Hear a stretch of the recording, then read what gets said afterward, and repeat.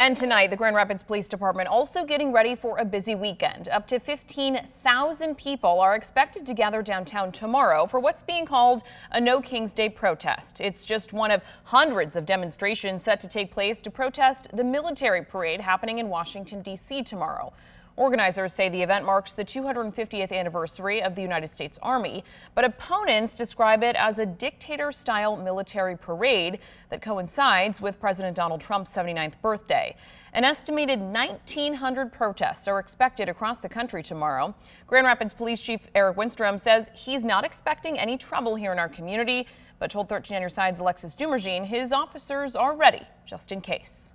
So we're making plans for as many as, say, 15,000 people downtown for these protests. Protesters are expected to gather Saturday at Rosa Parks Circle, one of the many demonstrations happening nationwide. And we know our job, and that is to ensure that everybody has a safe time expressing their First Amendment rights, that everyone else that's impacted by these events, their rights are also protected. If needed, police are working with other emergency services to make sure enough help is available. That we have enough personnel on scene to provide for that safety. So this event is going to lean heavily on police operations, because when you have that many people, if there's a march involved, there's definitely the potential for impacts of traffic. He says they've learned from what's happened in other cities. If we see criminal activity, we're certainly going to be quick to address it. We're going to be capable. We're very much prepared to address it.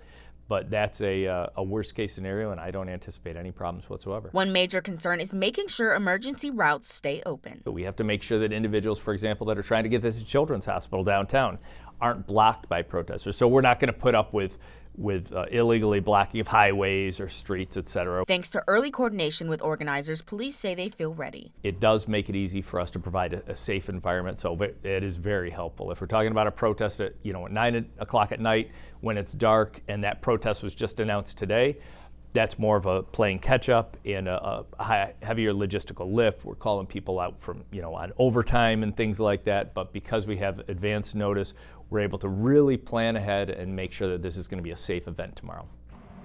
And Alexis joins us now in the newsroom. Alexis, what about other protests happening across the state? Julia, yes, there's quite a few, including in Muskegon and Grand Haven. The national organization has a list of protest locations on its website, and we have the link in this story on our website on 13onyourside.com. All right, Alexis, thanks for that report.